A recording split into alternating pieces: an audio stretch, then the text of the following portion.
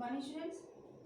Students, उम्मीद है आप लोग अच्छी तरह से होंगे। काफ़ी लंबे अरसे के बाद आज हम लोग फिर से रिवीजन करेंगे। जैसा कि आप लोगों को पता है कि हिंदी में तो लगभग काफ़ी दिन से रिवीजन चल रहे हैं और क्षितिज, कृतिका और अलंकार और व्याकरण तमाम सब कुछ जो है हम लोग कंप्लीट कर चुके हैं।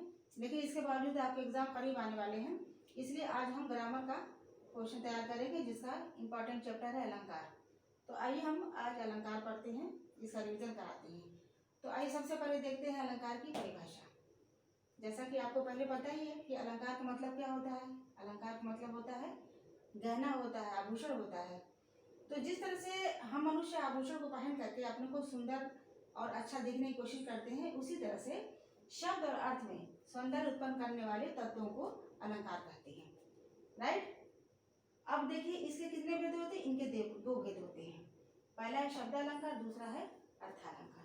जैसा कि आपने पहले ही पढ़ा परिभाषा में कि शब्द और अर्थ में सौंदर्य उत्पन्न करने वाले तत्वों को हम क्या कहते हैं, अलंकार कहते हैं।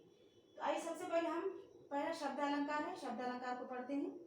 शब्द अलंकार के तीन भेद होते हैं। पहला अनुप्रास अलंकार, दूसरा यमक अलंकार और तीसरा है श्लेष अलंकार।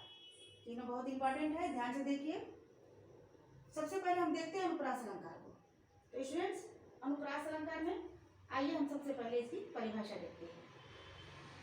इसकी परिभाषा है कि जहाँ पे स्वरों की विषमता होने पर भी व्यंजनों की बार बार आवृत्ति हो, वहां पे अनुप्रास अलंकार होता है। अब देखिए हमने इसमें आपका उदाहरण दिया है, चार चंद की चंचल किरणें खेल रही थी जल थल में। यहाँ पे देखिए च शब्द यानी जो च वर्ड है उसकी आवृत्ति कितनी बार होती है, 3 बार होती है। चार चंद की चंचल, यहाँ पे च वर्ड की आवृत्ति बार बार होती है, इसलिए यह अनुप्रास अलंकार है। एक चीज ध्यान रखिएगा आप लोग कि अनुप्रास अलंकार में हमेशा वर्ण की आवृत्ति बार बार होती है और यमक अलंकार में शब्दों की आवृत्ति बार बार होती है। तो यहाँ पे अनुप्रास अलंकार है, चारों चंद की चंचल किरणें खेल रही थी जल थल में। अब यहाँ पे देखिए च वर्ण की आवृत्ति 3 बार हुई है, इसलिए क्या है, ये अनुप्रास अलंकार है।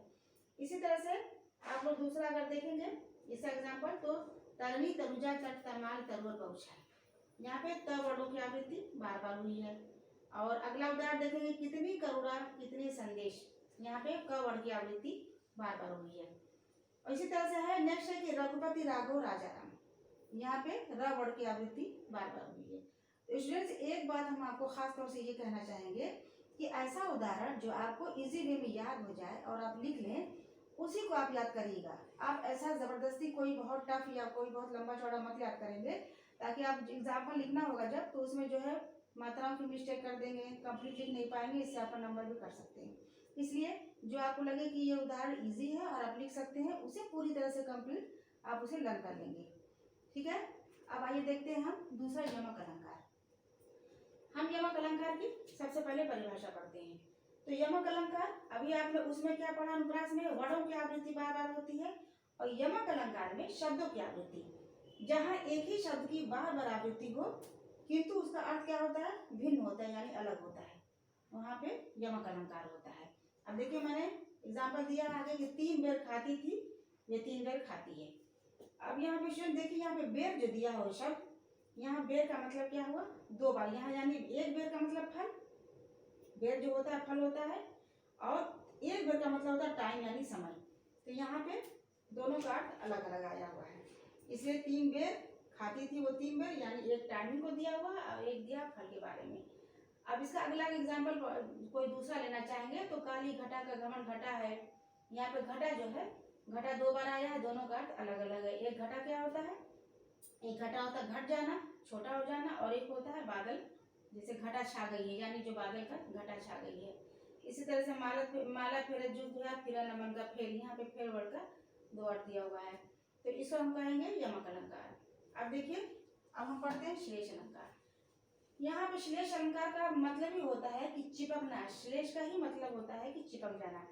तो स्टूडेंट्स, यहाँ पे जहाँ काव्य में प्रयुक्त किसी एक शब्द के कई अर्थ चिपके हो, यानी कई अर्थ उसमें निकलते हो, यानी चमत्कार पैदा करते हो, वहां पे श्लेष अलंकार होता है। तो श्लेष अलंकार की परिभाषा है कि जहाँ काव्य में प्रयुक्त किसी एक शब्द के कई अर्थ निकले और चमत्कार पैदा कर, वहां पे श्लेष अलंकार होता है। अब देखिए एग्जाम्पल है, जो रहीम गति दीप के फूल कपूत गति सोर बारे उजियारे करे बड़े अंधेरा हो।